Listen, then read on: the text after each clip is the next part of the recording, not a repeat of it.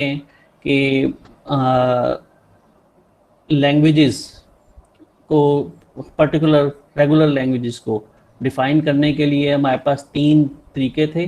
दो जो थे वो ऑटोमेटा थे और एक मैथमेटिकल वे था। तो जो ऑटोमेटा थी यानी मशीन्स थी वो डीएफए एनएफए थी और इनकी इक्विवेलेंस हमने लेक्चर 5 में देखी। फिर उसके बाद रेगुलर एक्सप्रेशन हमारे पास आया और हमने इसको भी देखा कि ये भी रेगुलर लैंग्वेज को एक्सप्रेस करता है। और लास्ट लेक्चर में हमने ये काम भी किया था कि हमने ये काम किया था कि रेगुलर एक्सप्रेशन को एनएफए के साथ देखा था कि हमारा रेगुलर एक्सप्रेशन और एनएफए सेम चीज़ होता है कि नहीं। यानी अगर लास्ट लेक्चर से जो हमने काम करना शुरू किया था वो बेसिकली हम एनएफए डीएफए आरई इन सब की इक्विवेलेंस देखना चाह रहे थे। और ये डायग्राम मतलब आपके सामने, इसमें हम एक portion RE to NFA last lecture में देखा था, एनएफए टू डीएफए हम उससे पिछले लेक्चर पे देख चुके हुए थे। लेकिन अब नेक्स्ट हमने एक और चीज़ एक्सटेंड की थी कि डीएफए को आरई के इक्विवेलेंट भी हम प्रूव कर लें। सो डीएफए को आरई के इक्विवेलेंट प्रूव करने के लिए हमारे पास तरीकाकार क्या है। मैं एक मिनट ये देख लूँ, मुझे ये लग रहा है स्लाइड में कुछ चीज़ें ये एनएफए वाली है। अब मैं दूसरी स्लाइड खोलता हूँ।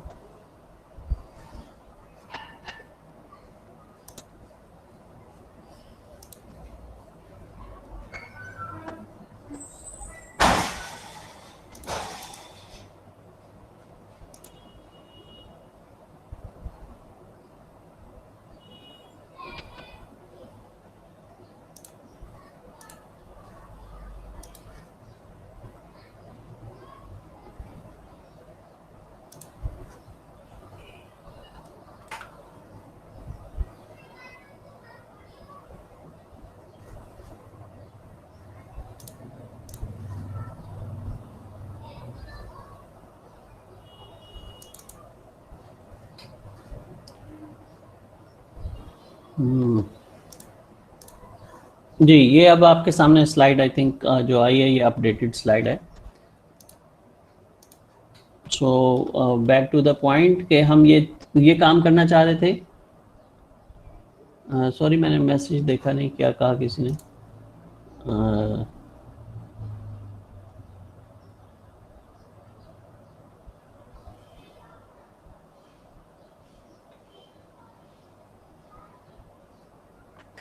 रिकॉर्डिंग मैंने शेयर किया है, उसका लिंक दिया है क्योंकि वो अनएडिटेड है। मैं नहीं चाहता कि उसको पब्लिक अवेलेबल कर दिया जाए, इसलिए मैंने उसको आपको लिंक दिया है कि आप चाहें उसे देखें। और मतलब मैं ये लेक्चर को कभी दोबारा वक्त मिला तो मैं दोबारा रिकॉर्ड करूँगा और फिर वो एडिटेड लेक्चर के तौर पर करूँगा। अभी इतना टाइम नहीं है। अब स्लाइड्स भी अपलोड कर दी मैंने। स्लाइड जो है वो उस ब्लॉग के ऊपर अपलोड है। वो स्लाइड सारी अपलोडेड है, लेक्चर सिर्फ अभी एक अपलोड हुआ है और दूसरा भी लेक्चर मैं अपलोड कर दूंगा। देखते आप हो नहीं, वैसे जब मैंने लिंक सिर्फ शेयर की है ना तो उससे पता लगता है कि कितने लोगों ने कितनी देर तक देखा है। तो आप देखते तो हो नहीं, वो मेरा ख्याल है आप वेट कर रहे हैं कि जब कोई आएगा इवेंट जैसे मिड टर्म या कोई और चीज़ तो फाइनल टर्म तब देखना शुरू करेंगे। चलें वीकेंड पे देखते हैं तो देखिएगा। ओके, सो मैं बात ये कर रहा हूँ कि हम ये इक्विवेलेंस देख रहे थे और इस इक्विवेलेंस में अब ये बिल्कुल एक्सट्रीम राइट के ऊपर एक पोर्शन का मैंने इजाफा कर दिया कि डीएफए टू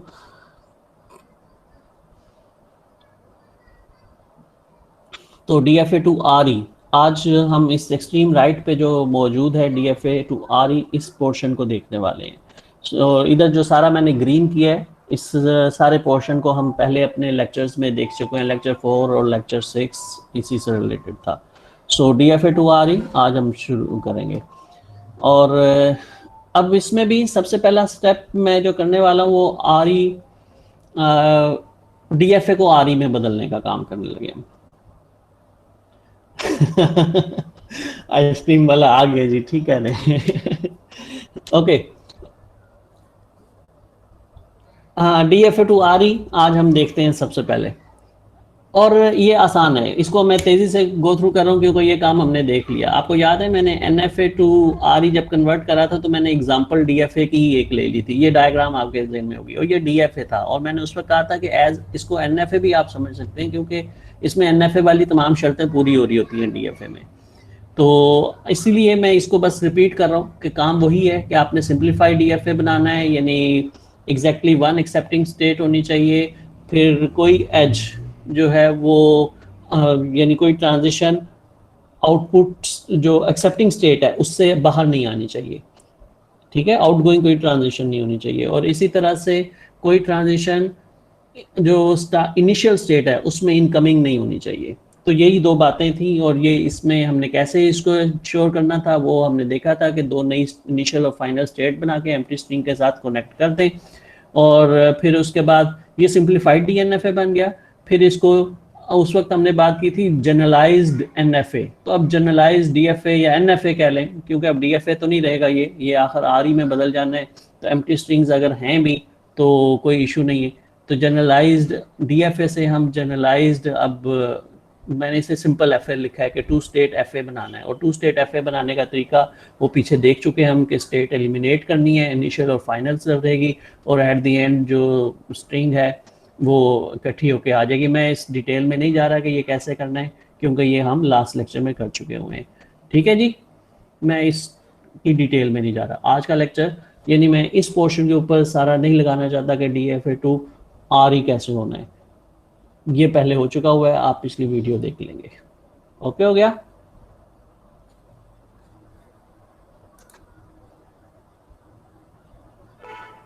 ओके, वेटिंग।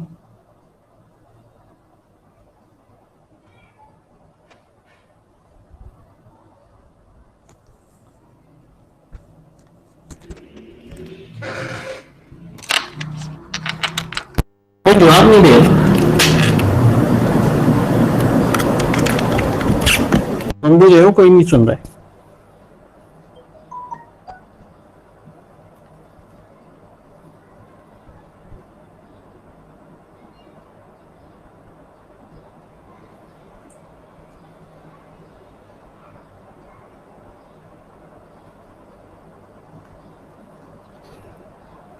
कोई जवाब नहीं आ रहा, खैरियत है? 33 लोग हैं। Yes sir, yes sir. Chat में कर रहे मैसेज।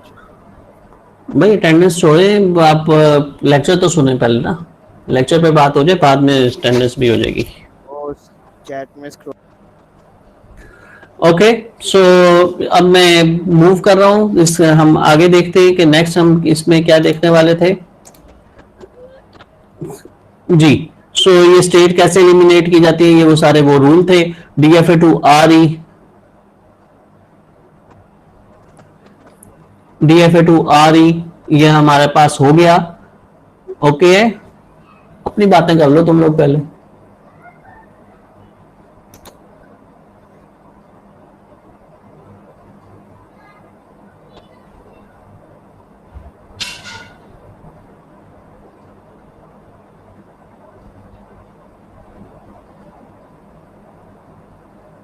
जी मैं अब खामोश इसलिए हूं कि मैं आप लोगों के इंतजार कर रहा हूं कि आप लोग मेरी बात सुनेंगे कि अपनी करते जाएंगे।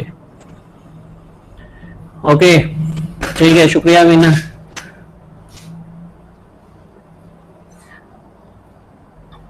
तो अब हम, और ये बहुत क्रिटिकल आई थिंक थोड़ा सा टेक्निकल एरिया आ रहा है, इसमें कुछ बातें बहुत ध्यान से आपको सुननी पड़ेंगी, नहीं ध्यान से सुनेंगे तो बार बार आप रिपीट करते रहेंगे, और मैंने जब तक RE टू DFA आज कंप्लीट नहीं कर लेना, ये लेक्चर चलता रहना है। सो इसलिए बेहतर ये है कि खामोशी से सुने और कोशिश करेंगे कि एक दफा में ही बात पूरी समझ में आ जाए। सो RE टू DFA ये सबसे ज्यादा टेक्निकल एरिया, सबसे ज्यादा बाहर बहुत टेक्निकल एरिया है इस प्रूफ का, RE टू DFA हम करें। अब RE टू DFA करने के लिए पहले फिर वही बात जिस तरह मैंने NFA के लिए किया था कि मैं RE, आपके जहन में एक स्लाइड अब सामने मैं ले आया हूं ताकि वो सारी बातें आ जाएं कि RE क्या होता है, कि उसमें अल्फाबेट का हर सिंबल रेगुलर एक्सप्रेशन है, एम्प्टी स्ट्रिंग रेगुलर एक्सप्रेशन है, फिर उसके बाद रेगुलर एक्सप्रेशंस के कंकैटिनेशन और करने से या फिर उसका क्लीन स्टार लेने से नए रेगुलर एक्सप्रेशन बनते जाते हैं, उसके अलावा कोई रेगुलर एक्सप्रेशन नहीं। और आपके जहन में एनएफए को आरई में बदलना अगर जहन में है तो हमने यही किया था कि पहले दिखाया था एनएफए एम्प्टी, हर एम्प्टी स्ट्रिंग के लिए एनएफए हो सकता है, फिर हर लेटर के लिए एनएफए हो सकता है, और फिर ये जो ऑपरेशन है अगर दो आ रही हो तो उनके ऊपर ये ऑपरेशन जो हो रहा है ये दो एनएफए, अगर R1 के लिए एक एनएफए हो, एक R2 के लिए एनएफए हो, तो उनके ऊपर भी कंकैटिनेशन भी की जा सकती है, उनको उनका यूनियन भी बोल सकते हैं, और को लिया जा सकता है, और इसके अलावा उसका क्लीन स्टार भी लिया जा सकता है। तो यही अप्रोच आज भी रहेगी हमारे पास कि हम डीएफए को आरई को डीएफए में कैसे कन्वर्ट करते हैं।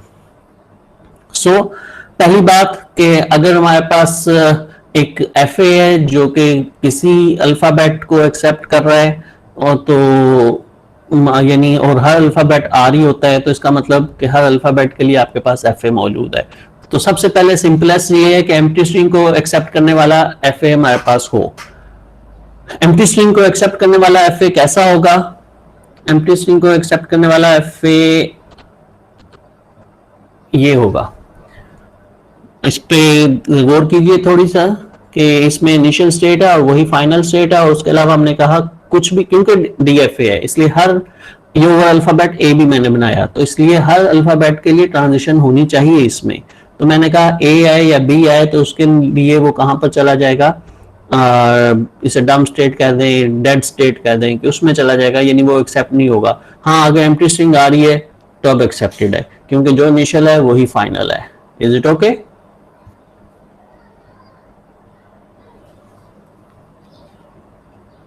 Okay, thank you.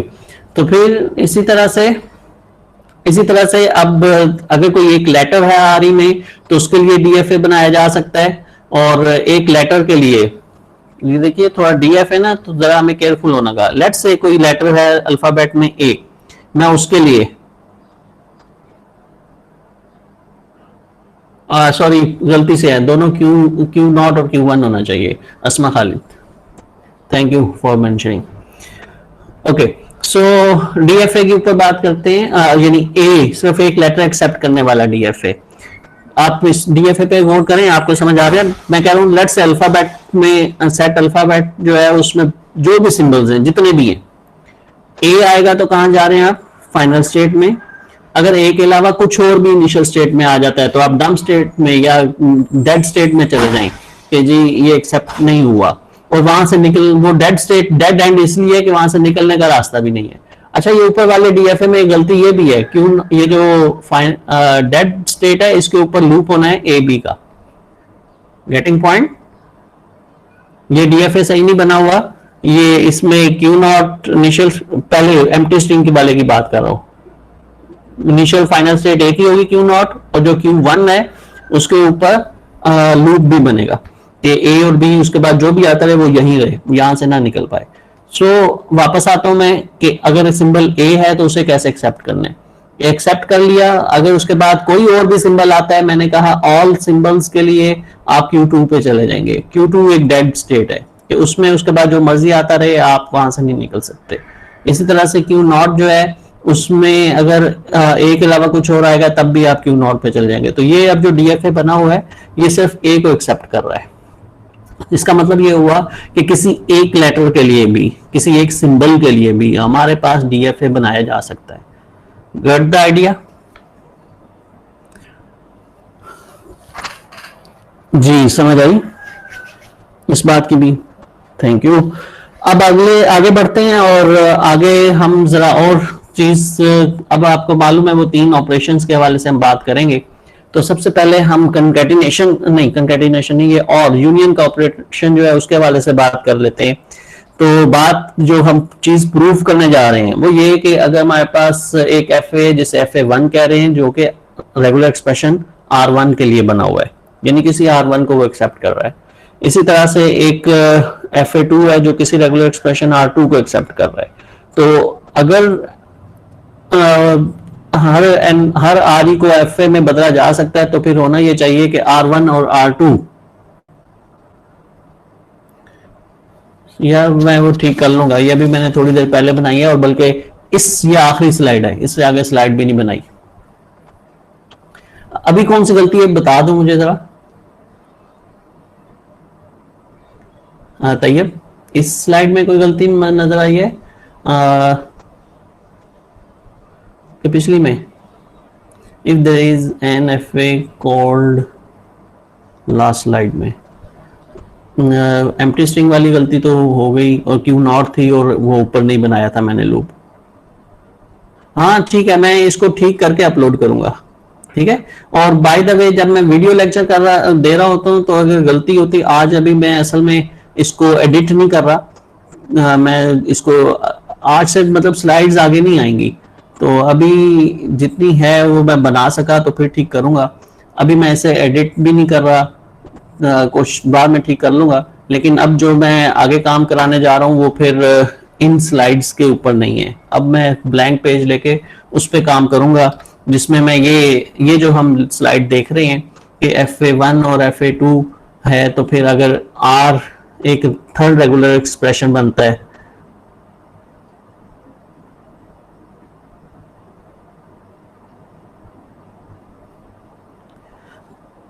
तो ये R1 प्लस R2 को एक्सेप्ट करने के लिए एक FA3 होना चाहिए मेरे पास। सो अब इस चीज़ को देखेंगे हम, और इसके लिए अब मैं दूसरे यानी हैंड रिटन इस बात को समझाता हूँ। 2 FA लूंगा मैं, और उनको कैसे आप और कर सकते हैं वो आपको समझाऊंगा। सो इस स्लाइड को मैं यहाँ से बंद करता हूँ अब।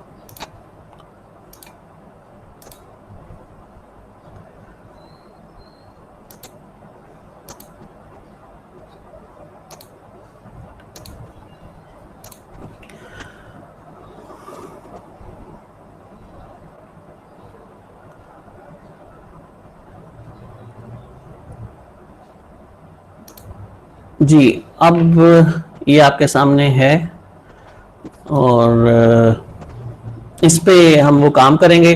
मैं ऐसा करता हूँ कि 2 FA ले लेता हूँ, और फिर उन 2 FA के ऊपर और का ऑपरेशन जो है वो कैसे करना है मैं वो आपके सामने उसकी वजाहत करता हूँ, और उम्मीद करता हूँ कि आपको इंशाल्लाह जल्द समझ आ जाएगी उसकी। लेट्स से मेरे पास एक FA है, मैं यहाँ पर FA ड्रॉ करता हूँ। अच्छा, एक मिनट ठहरिए जी।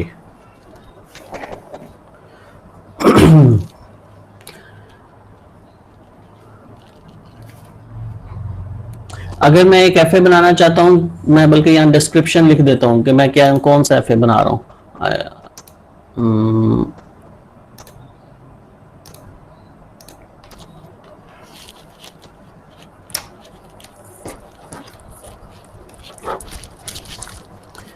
जो मेरा FA1 है वो मैं बना रहा हूँ, it accepts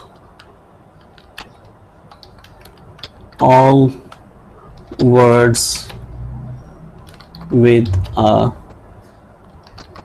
double A in them। अच्छा, इसके लिए जो मैं लैंग्वेज अब यूज कर रहा हूँ वो लैंग्वेज मतलब मेरे पास ओवर अल्फाबेट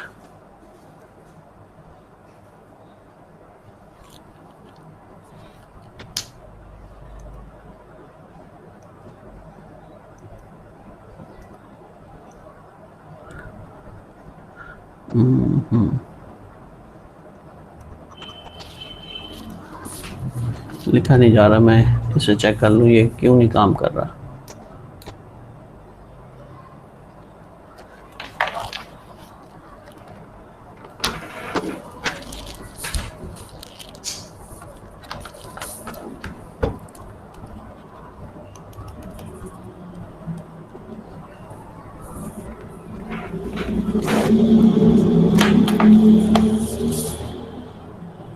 जी नहीं,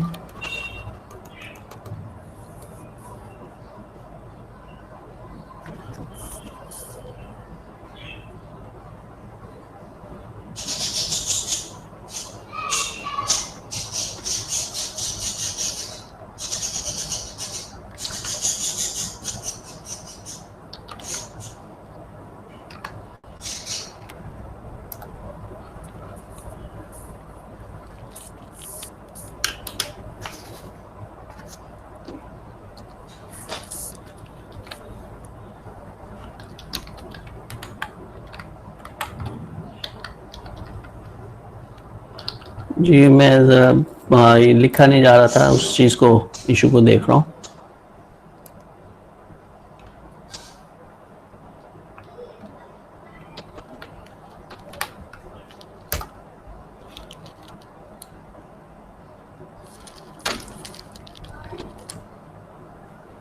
ओके जी, तो मैं बात कर रहा था कि मैं वो फाइल खोल लूँ।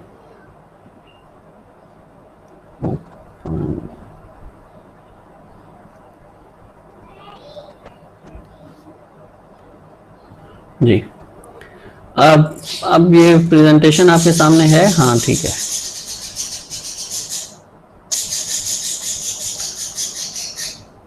तोतों की आवाजें आ रही हैं आप लोगों को?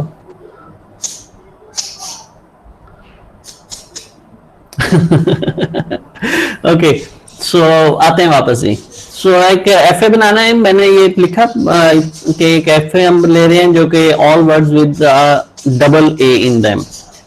डबल ए उसमें एक्सेप्ट किया जाता है। नाइफ तेज कर रहा हूं मैं। ओके, आप इसके लिए खैर एन एफ ए एक मैं बना रहा हूँ, और वो सॉरी हाँ डी एफ ए बना रहा हूँ मैं। डी एफ ए ये है कि उसमें एक मेरे पास इनिशियल स्टेट है, और इस इनिशियल स्टेट को मसलन फॉर एग्जांपल मैं यहाँ पर x1 कह देता हूँ। ये मेरी इनिशियल स्टेट है। मैं आज ना आई थिंक माइनस का साइन यूज करता हूँ इनिशियल स्टेट के लिए, थोड़ा सा इससे मुझे आसानी रहेगी। प्लस का साइन यूज करूंगा फाइनल के लिए। एक मेरे पास स्टेट x2 है, और एक स्टेट मेरे पास फिर x3 है, और मेरे पास x2 जो है मैं इसको भी फाइनल स्टेट कह रहा हूँ। इसी तरह से x3 जो है इसको भी मैं फाइनल स्टेट कह देता हूँ। क्यों कह रहा हूँ, चलें पहले इसको बनाता हूँ मैं। यानी यहाँ से अगर a लूंगा मैं, तो मैं इस स्टेट पे आ जाऊंगा, और फिर दूसरा डबल ए लेना है मैंने। और डबल ए कहने का मतलब ये है कि यानी 2 एज की बात नहीं कर रहा, डबल ए कहने का मतलब ये कंसेक्टिव आने चाहिए, इसलिए मुझे मालूम था कि अब मुझे 3 स्टेट्स चाहिए। ठीक है, बी उससे पहले मैं कहता हूँ अच्छा जितने मर्जी आते रहें।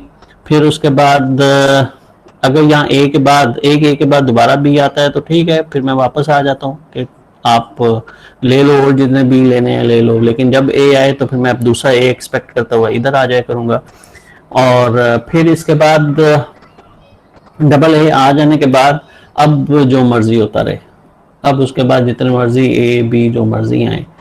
तमाम वो स्ट्रिंग्स जिनमें डबल ए आ रहा है वो इस एन एफ ए में एक्सेप्ट होती रहेंगी, फिर डी एफ ए में एक्सेप्ट होती रहेंगी, सॉरी। फिर उसके बाद अब ऐसा करता हूँ कि मैं एफ ए टू एक ले लेता हूँ, सिंपल एफ ए टू मेरे पास होगा। मैं सिंपल एक एफ ए लेता हूँ जिसमें लेट से तमाम वो लेटर एक्सेप्ट हो रहे हैं जो कि एंडिंग विद बी है। सर सिंगल ए भी एक्सेप्ट कर रहा है, सिंगल ए नहीं करना चाहिए, आपने ठीक मेंशन किया। मैं इसको रेज कर रहा हूँ यहाँ से, इसकी फाइनल स्टेट सिर्फ x2 है। Thank you. ओके, और अब मैं एक और एफ ए ले लेता हूँ, और उस एफ ए में हम वो तमाम लेट जो कि एंड होते हैं बी पर वो ले लेते हैं। एक F A two, it accepts all words ending in B. ठीक है, ये एक और मेरा एफ ए टू हो गया। अब इसके लिए मेरे पास जो मशीन बनती है वो बहुत सिंपल, कि इनिशियल स्टेट है उसमें, फाइनल स्टेट है उसकी। इनिशियल स्टेट फाइनल स्टेट नाम दे लेते हैं इसको फॉर एग्जांपल y1 मैं कह देता हूँ, इस स्टेट को मैं y2 नाम दे देता हूँ। और ए जितने मर्जी आते रहें, लेकिन जैसे ही बी आएगा तो हम कहेंगे अच्छा तुम फाइनल पे आ गए हो। लेकिन बी के बाद भी अगर कुछ और आता है तो फिर हम कहते हैं तो वापस आ जाओ। तो यहाँ पर और फिर जितने मर्जी, अगर फाइनल पे हो तो जितने मर्जी बी लेते रहो। ये मैंने दो सिंपल से डी एफ ए लिए हैं। ठीक हो गया। अब हम चाहते ये हैं कि हम इनके ऊपर चेक करें कि क्या ये R1 प्लस R2 हो सकता है, यानी एक्सेप्ट कर रहे हैं कि नहीं कर रहे। सो इसके लिए अब मैं ऐसा करता हूं, एक मिनट जी।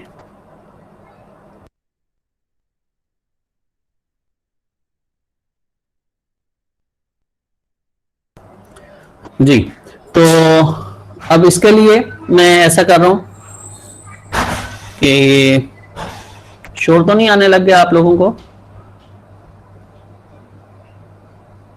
ओके ठीक है। सो अब ये फॉर एग्जांपल ये किसी R1 के लिए ये जो था, ये मेरे पास DFA किसी R1 के लिए था, ये किसी R2 के लिए था। अब अगर और लैंग्वेज मैंने ये यहाँ पर डिस्क्राइब की है, ठीक है। सो हम इसको अगर बाय द वे RE भी आप लिखना चाहें तो लिख सकते हैं कि हम कह रहे हैं कि डबल ए। स्क्रीन नहीं चल रही?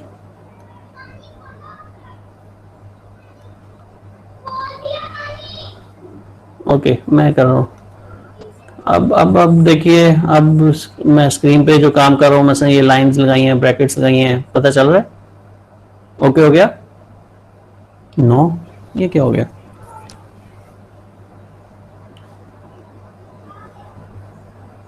मैं दोबारा से स्टार्ट करता हूँ प्रेजेंटेशन।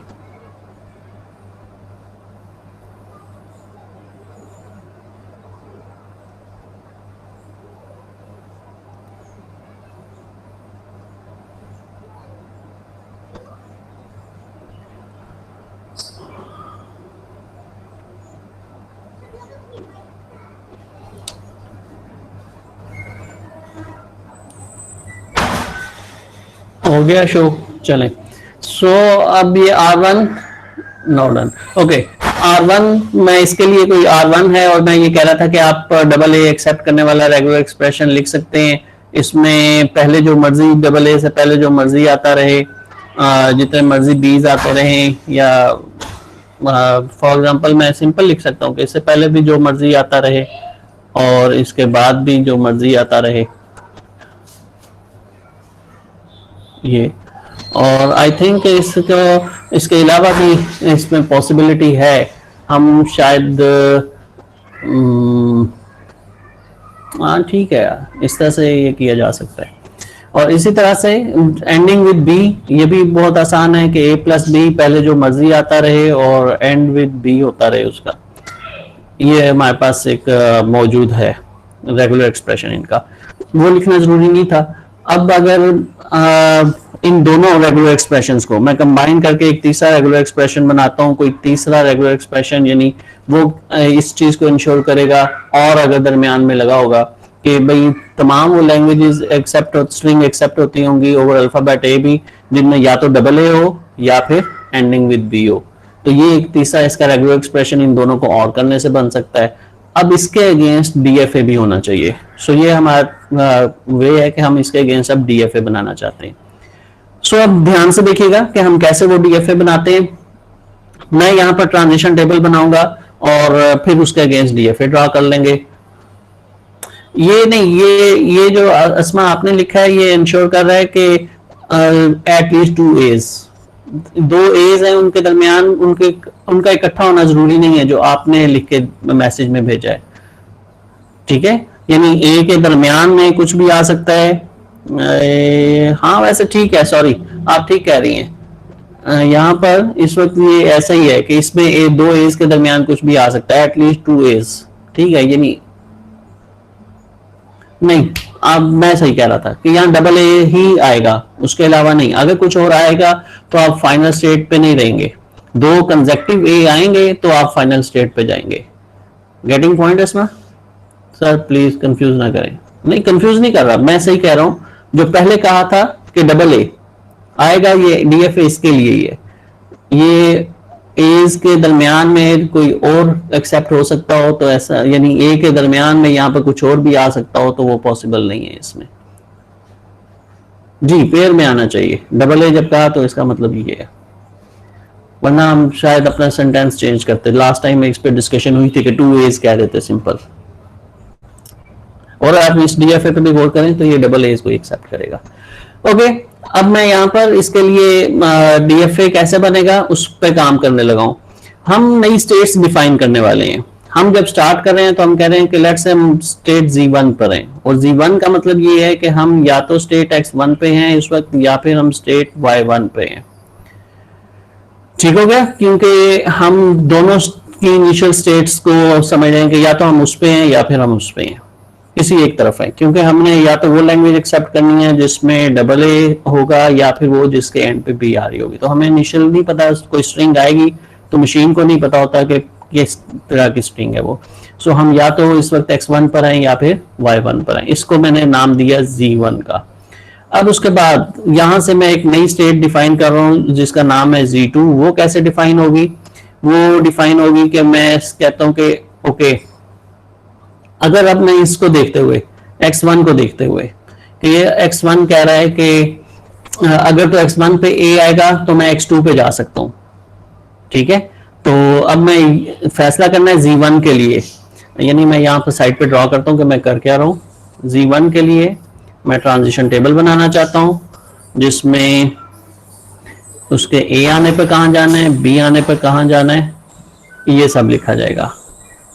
ठीक है जी, तो अब Z1 जो है बेसिकली Z1 से क्या मुराद है, X1 और Y1।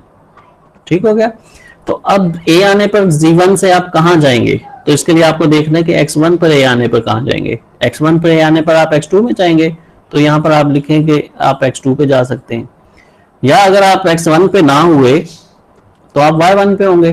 तो Y1 पे अगर A आए तो आप क्या करेंगे, आप Y1 पे ही रहेंगे। सो ये एक नई स्टेट बन गई जिसको नाम क्या दिया हमने, Z2 का।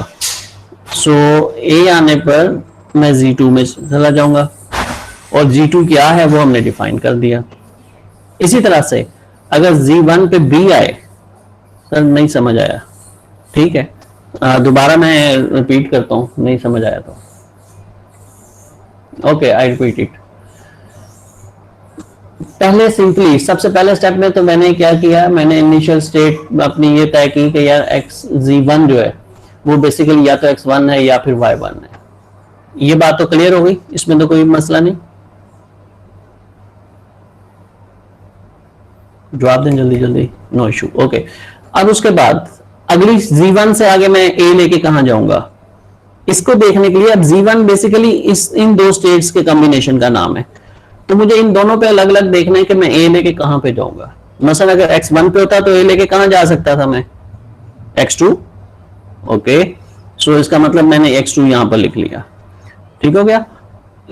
लेकिन अगर मैं Y1 पे होता और A आया होता तो कहां जाता, एक लूप है, Y1 पे ही रहता मैं। सो इसका मतलब ये हुआ कि ये जो दो स्टेट्स का कॉम्बिनेशन बना है, ये एक नया कॉम्बिनेशन है, इसको मैंने एक नया नाम दे दिया Z2। सो Z1 से मैं कह रहा हूं कि मैं कहां पर जाऊंगा, A लेके मैं Z2 पे चला जाऊंगा। और Z2 को डिफाइन क्या किया हमने, वो ये डिफाइन किया कि ये X2 है या फिर Y1 है, तो इसलिए मैंने यहां पर अब Z2 लिख दिया।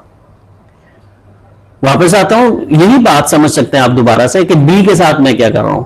अगर Z1 पे होता मैं और B कंज्यूम करता, तो Z1 पे होने का मतलब था मैं इन दो में से किसी एक स्टेट पे हूं, यानी X1 पे हूं तो B लेके मैं कहां पर रहूंगा, X1 पे। ओके, और अगर Y1 पे हूं तो B लेके मैं कहां पर जाऊंगा, Y2 पे। सो ये X1 Y2 ये एक नया कॉम्बिनेशन मेरे पास आ गया, इसको मैंने एक नाम दे दिया कि ये मेरे पास स्टेट Z3 है। यस, तो ये मेरे पास एक नई स्टेट Z3 बन गई।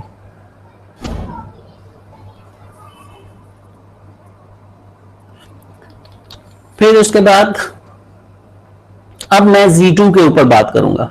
अब Z2 के पॉइंट ऑफ व्यू से देखते हैं, Z2 पे A लेके कहां जाना है, तो भाई वही चीज सारी कि अब यहां पर Z2 डिफाइंड है मेरे पास कि वो X2 और Y2 से मिलकर बना हुआ है। सो Z2 पे अगर मेरे पास यानी Z2 पे A लेके कहां जाना है, तो पहले मुझे X2 पे देख लेना चाहिए। X2 को मैं यहाँ सामने लेके आता हूँ। X2 पे A लेके आप कहां पर जा सकते हैं, X3 पर जा सकते हैं। और इसी तरह से Y1 अगर होता, आप Y1 पे होते तो A लेके आप Y1 पे ही रहते और Y1। सो इसका मतलब ये हुआ कि ये और ये पहले कॉम्बिनेशन कहीं नहीं है, तो ये एक नया कॉम्बिनेशन है, इसको एक नया नाम दे देते हैं हम Z4। तो इसका मतलब है Z2 पे A लेके मैं किसी नई स्टेट पे जा रहा हूँ, वो स्टेट क्या है, Z4। फिर इसी तरह से अगर B को अब देखते हैं, Z2 पे B कंज्यूम करने से क्या होता है, x2 पे अगर मैं होता तो b लेके मैं x1 पे चला जाता, ठीक हो गया, b लेके मैं x1 पे चला गया। और इसी तरह से अगर y1 पे होता तो b लेके मैं y2 पे चला जाता, सही यही बनता है। x2 पे b लेता तो मेरे पास x1 पे मैं पहुंचता, और अगर y1 पे होता तो b लेके मैं y2 पे जाता, ठीक हो गया। तो ये अब इसको, ये कॉम्बिनेशन नया नहीं है, ये पहले से एग्जिस्ट करता है, तो इसके लिए हम Z3 यहाँ पे कह लेंगे, ठीक कह रही थी आप।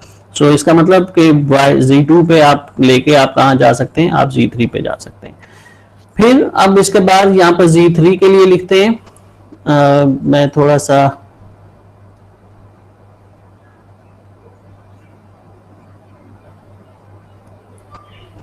जी Z3 के ऊपर बात करते हैं। Z3 पे अगर मेरे पास A आएगा तो क्या होगा, x1 पे A लेके मैं कहाँ जा सकता हूँ जी, x1 पे A लेके x2 पे जा सकता हूँ, ये मैं Z3 के लिए बात कर रहा हूँ जी, x2 पे।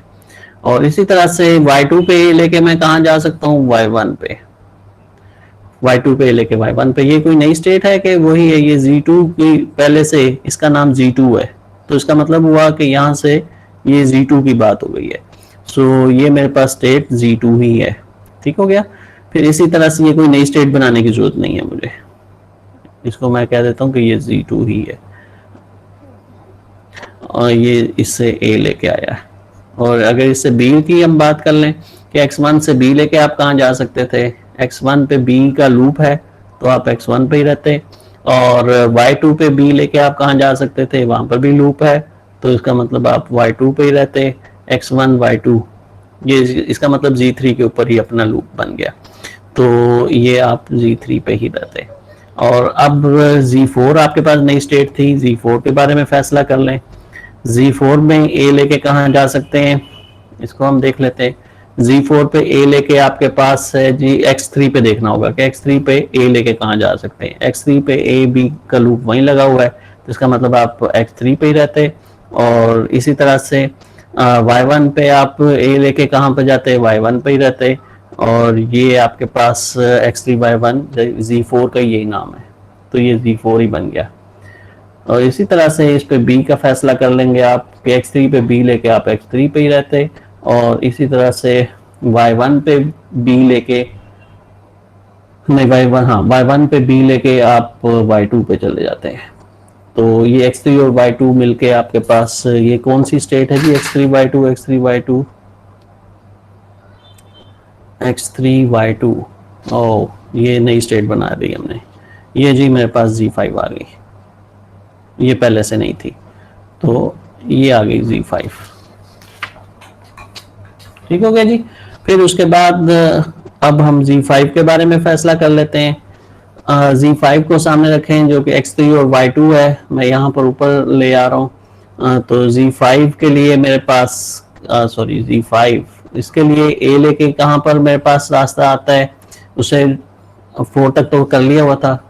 x3 पे A लेके आप कहाँ जा सकते हैं जी, x3 पे A लेके आप x3 पे रहते, और इसी तरह से y2 पे A लेके आप y1 पे चले जाते। सो ये x3 y1 कौन सी आप कहते हैं जी, x3 y1 कौन सी थी, इनमें से Z4 थी। सो ये Z5 के लिए मैं Z5 के लिए आपके पास Z4 आ गया।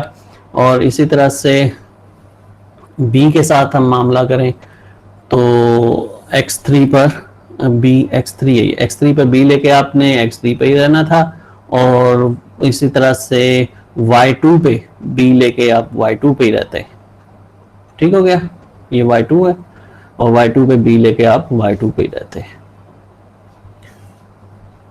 तो ये आपके पास x3 y2 कौन सी स्टेट है, ये Z5 का नाम है, Z5 यही थी। सो अब आपके पास कोई नई स्टेट नहीं है, ठीक है, और अब आपका ट्रांजिशन टेबल मुकम्मल हो गया, और ये ट्रांजिशन टेबल के अगेंस्ट आप डीएफए ड्रॉ कर सकते हैं।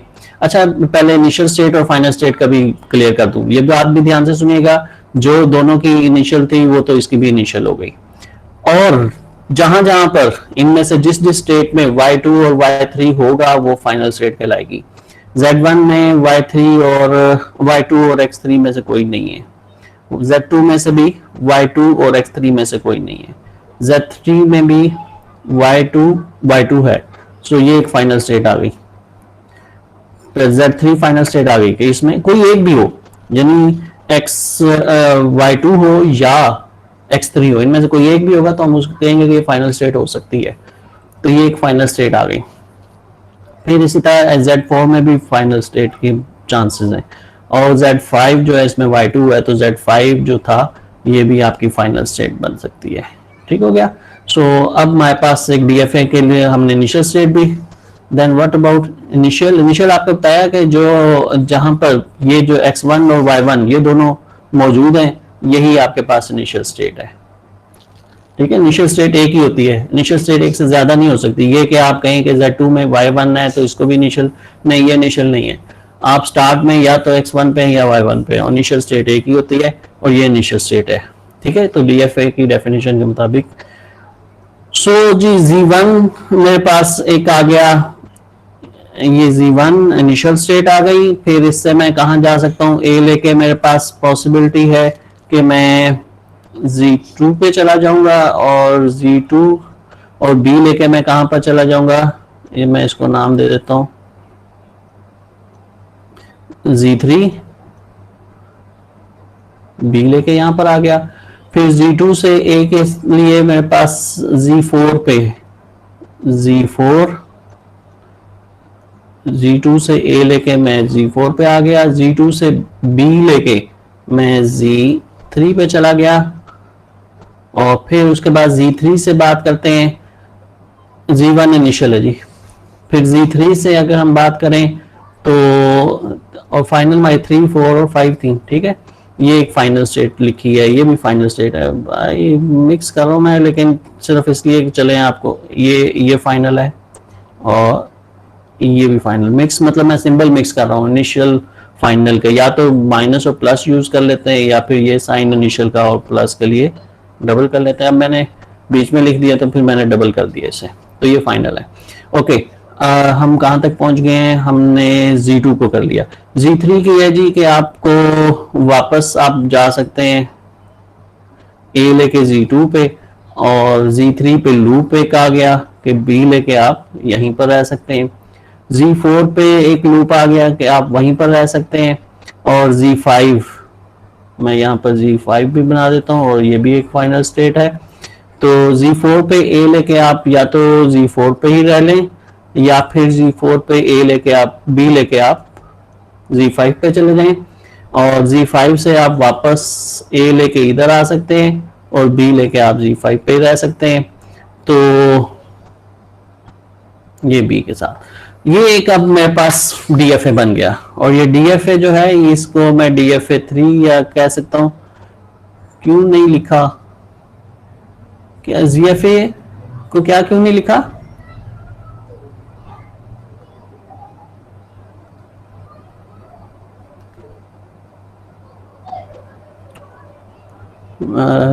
मैसेज में क्या कहा आपने,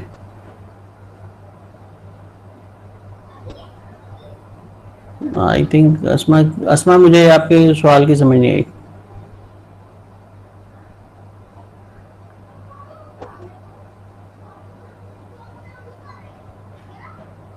ये Z5 है।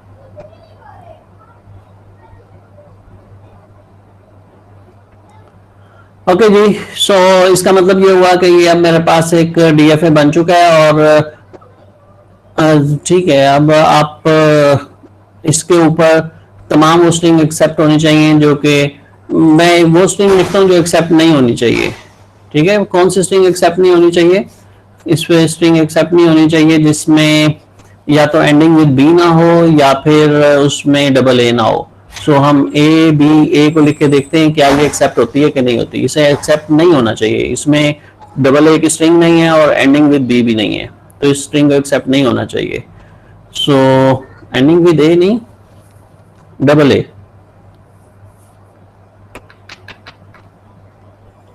जी देख लेते हैं इसे। ओके, तो अब इसको अगर मैं ट्रेस कर लूं तो मेरे पास स्टार्ट पे ए लेके मैं Z2 पे आ जाऊंगा, Z2 पे आने के बाद जब मैं B कंज्यूम करूंगा Z3 पे आ जाऊंगा और A लेके वापस Z2 पे आ जाऊंगा, एंड यहाँ पर हुआ Z2 पे, तो ये एक्सेप्ट नहीं हुई। ठीक है, सो इसका मतलब ये वाकई जो स्ट्रिंग एक्सेप्ट नहीं होनी चाहिए थी उसे एक्सेप्ट नहीं कर रहा, और जो एक्सेप्ट होनी चाहिए मसलन जिसमें डबल ए आता है उसको एक्सेप्ट करना चाहिए। उसे चेक कर लें कि ये डबल ए है, चाहे एंडिंग विद बी नहीं है लेकिन डबल ए है, लिहाजा इसको एक्सेप्ट होना चाहिए। 1A लेके Z2 पे आ गया, दूसरा ए लेके Z4 पे चला गया।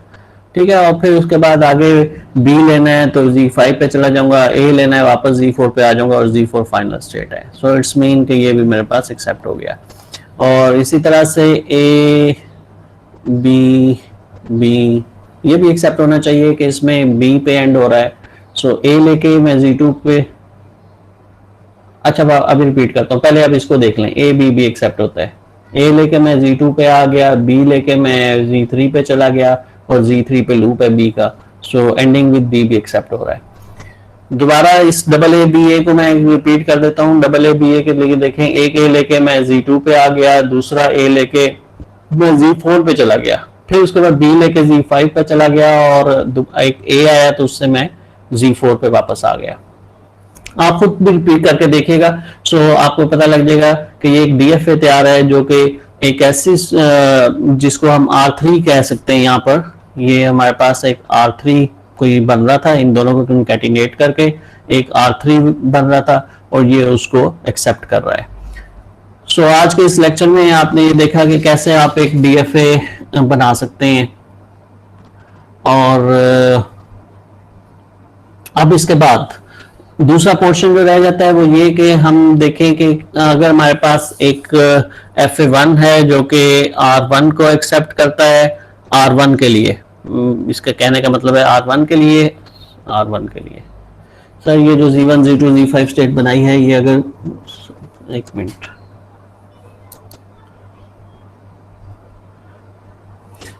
नहीं है, अगर कोई और क्वेश्चन हो तो मैं कितनी स्टेट्स बने। देखो ये स्टेट्स जो होती है ना, एक चीज थोड़ा सा अगर आप मैथमेटिकली सोचेंगे तो यानी कितनी स्टेट्स बन सकती हैं, शायद आप ये कह रहे हैं। अगर मेरे पास एक सेट है जिसमें सेट ऑफ स्टेट्स Q जिसे कहा था हमने, Q में लेट्स से मेरे पास x1 x2 x3 x4 या फिर x4 नहीं, क्या था y1 y2, ये मेरे पास है। अब इसके कितने सबसेट पॉसिबल हैं? ठीक है, ये आप देख सकते हैं, यानी आप एक्सट्रीम मुझसे पूछते हैं कि ज्यादातर कितनी स्टेट बन जाएंगी, तो भाई जितने इसके सबसेट पॉसिबल हैं, तो आप समझते हैं कि इसके सबसेट जो हैं एक अकेला x1 का भी हो सकता है, x2 का भी हो सकता है, x3 का भी हो सकता है, x4 भी एक सबसेट है, x5 भी एक सबसेट है, फिर उसके अलावा x1 x, फिर आप कॉम्बिनेशन शुरू कर दें, x1 x2 हो सकता था, x1 x y1 हो सकता था, कॉम्बिनेशन कर लें। तो इस तरह से मैं यानी एक्सट्रीम क्वेश्चन ये आंसर ये करना चाहता हूँ कि ये इन्फिनिट स्टेट्स नहीं है, ये आखिर रुकेगी बात। ठीक है, तो बाय द वे इसमें आप समझ सकते हैं अभी कि x1 x2 होना अभी पॉसिबल नहीं है, क्योंकि x1 लेके या तो हम किसी दूसरी स्टेट पे जब जाएंगे तो फिर उसी का नाम लिखेंगे, इसी तरह y से हम सिर्फ उसी की तरफ जाते हैं जो आगे पॉसिबल होती है, तो लिमिटेड ही रहेगी हमेशा, यानी चंद स्टेट्स ही बनेंगी और आखिर उसके बाद वो स्टेट रिपीट होना शुरू हो जाएंगी। तो ये कोई ऐसा नहीं है कि इन्फिनिट चलता चला जाएगा। ये नहीं क्वेश्चन, ये ठीक है सर, तो ये का आंसर हो गया। अस्मा कहती हैं अगर Z5 फाइनल हो तो वहां तो नहीं डबल ए नहीं आ रहा, Z3 पे डबल ए, तो हमें इससे क्या कि कहाँ फाइनल होता है? फाइनल तो 3 स्टेट्स हैं, Z3 भी फाइनल स्टेट है, Z4 भी फाइनल स्टेट है, Z5 भी फाइनल स्टेट है। अस्मा, तो जब ये तीनों फाइनल स्टेट्स हैं तो किसी एक पे भी एंड हो जाए, वो स्ट्रिंग्स जिसमें डबल ए है अगर यहाँ एंड हो जाती हैं तो यानी Z3 पे हमें कोई एतराज नहीं, Z4 पे एंड होती हैं हमें कोई एतराज नहीं, Z5 पे एंड होती हैं तो कोई एतराज नहीं। तो ये तो नहीं हम कह रहे कि लाजमी Z5 पे ही आए। Getting point? लैंग्वेज इसकी ये है कि ये वो तमाम स्ट्रिंग एक्सेप्ट कर रहा है जिनमें या तो डबल ए है यानी ये स्ट्रिंग है, या फिर वो एंडिंग विद बी है। तो अभी मैंने एग्जांपल इसी तरह दी, मैंने पहली एग्जांपल जो दी थी वो ये जो एग्जांपल 1 दी है, इसमें मैंने दोनों शर्तें पूरी नहीं कर रहा, इसको एक्सेप्ट नहीं होना चाहिए था, ये ये नहीं हुई एक्सेप्ट। ये जो थी एग्जाम्पल 2 मैंने दी, इसमें डबल ए था, इसे एक्सेप्ट होना चाहिए था, ये एक्सेप्ट हो गई। इसी तरह एग्जाम्पल 3 जो दी, इसमें डबल बी था, इसे एक्सेप्ट होना चाहिए था, तो ये एक्सेप्ट हो गया।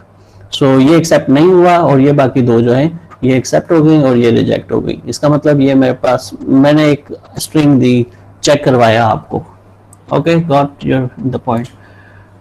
सो इसका मतलब ये है कि अब हम मूव करें आगे कि नहीं करें, क्योंकि अगली बात जो है, यकीन है आप कहेंगे नहीं करें, मैं खुद सोच रहा हूँ, सिर्फ आपसे नहीं पूछ रहा। लेकिन ऑब्वियसली बात ये है कि असर का टाइम भी आ रहा है और बात चलेगी तो लंबी हो जाएगी। अब छुट्टी सर, ठीक है, छुट्टी करें और फिर अगला लेक्चर वेडनेसडे को थर्सडे को 4 o'clock, यानी हम अपने टाइम पे अपने काम करेंगे। हमारे लेक्चर का टाइम 4 o'clock होता था, अब भी हम ट्यूसडे और वेडनेसडे 4 o'clock पे काम करेंगे। ओके, अगले लेक्चर्स भी मैंने अनाउंस कर दिए, बता दिए कि हम 4 o'clock पे कर रहे होंगे थर्सडे को।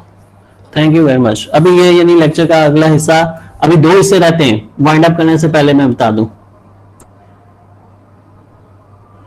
ये बस मैं ये वीडियो अभी सेंड होगा, अब अभी या जैसे भी इसे अपलोड कर दूंगा मैं, इस लेक्चर की और कोई स्लाइड्स नहीं होंगी। और इस सर ये जो लेक्चर जो अनएडिटेड अपलोड हो रहे होंगे, क्योंकि इतना टाइम नहीं है रमजान में मैं एडिट करूं, उनमें उनका लिंक शेयर करूंगा आपके साथ कि वो आप लोग देखें। मैं उसे नहीं चाह रहा कि उन लेक्चर्स को पब्लिक किया जाए। 1.5 घंटे के बीच में बहुत सारी सिर्फ आपसे डिस्कशन होती है। ओके, मुझे सारे ओ मैन, इक्विवेलेंस पर डीएफए को आरई में कैसे बदलना है वो हम देख चुके हैं, क्योंकि उसका पिछला हिस्सा पहले से हो गया था। अब आवाज नहीं आ रही है?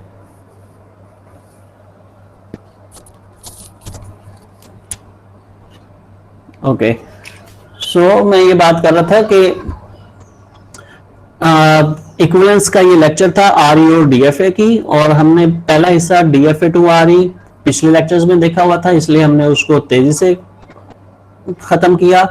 फिर R E to D F A जब शुरू किया तो 2 स्टेप हमने, यानी आर ई के रूल 1 को हमने 2 स्टेप में कर लिया कि एम्प्टी स्ट्रिंग भी एक्सेप्ट होती है और सिंबल के अलावा बाकी सब भी एक्सेप्ट होती हैं। फिर उसके बाद 3 ऑपरेशन है, कंकैटिनेशन है, और है, और क्लीन स्टार है। तो आज अभी हमने इसको सिर्फ देखा है कि अगर आप यूनियन यानी इनका और करें तो कैसे एक FA3 बन सकता है जो कि उस आरई को एक्सेप्ट कर रहा होगा जो कि 2 आरई को और करने से बनी है।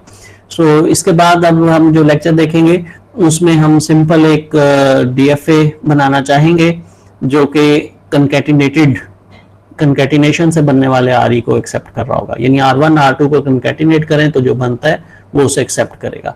और फिर उसके बाद आखिरी लेक्चर होगा जो आखिरी लेक्चर मीन इसका आखिरी टॉपिक जो R1 क्लीन स्टार को एक्सेप्ट करेगा। So this is all about के इक्विवेलेंस प्रूफ होगी। सर ये DFA3 का रेगुलर एक्सप्रेशन ठीक है। DFA3 यानी all string ending with B और ए, आपने कहा ये नहीं, ये एम्प्टी स्ट्रिंग को भी एक्सेप्ट कर रहा है, पहले ही बात में खत्म हो गई बात कि ये एम्प्टी स्ट्रिंग एक्सेप्ट कर रहा है, इसे एम्प्टी स्ट्रिंग एक्सेप्ट नहीं करनी चाहिए। ठीक है, आप बाकी इमरान वेरी गुड, आप ट्राई करें और आप करके फिर इसको बताइएगा। अभी फिर नहीं तो ये लंबा हो जाएगा लेक्चर। सर ये जिस फाइल पे आपने ये ओके, सोल्व की फाइल नहीं आई मिल थिंक सकती? अब आप लोग जा सकते हैं अपने अपने, बस चैट भी है लेकिन अपने अपने रोल नंबर के साथ मैसेज कर दें और ये सारा मेरे पास आ जाएगा।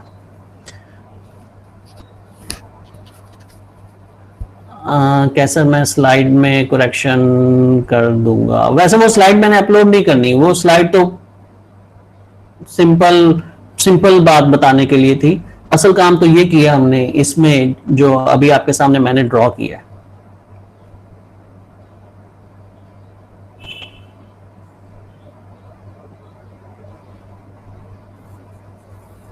वो अधूरी स्लाइड्स हैं, या तो जब मैं मुकम्मल करूंगा तब अपलोड करूंगा।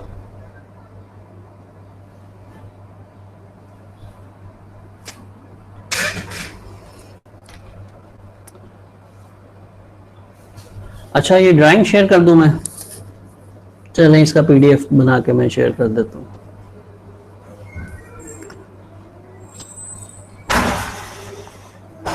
हाँ, लेक्चर को शॉर्टकट समझने का आसान तरीका है।